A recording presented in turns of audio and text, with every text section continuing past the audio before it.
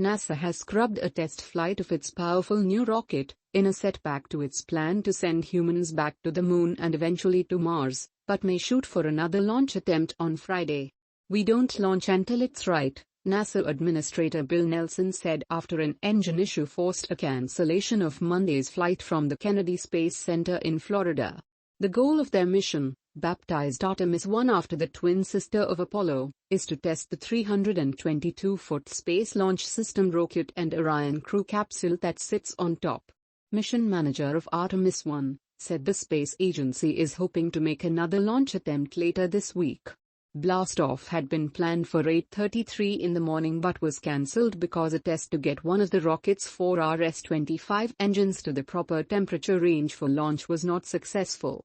"Delays are part of the space business," Nelson said, expressing confidence NASA engineers will get it fixed and then we'll fly. NASA is expected to spend $93 billion between 2012 and 2025 on the Artemis program, which is already years behind schedule, at a cost of $4.1 billion per launch.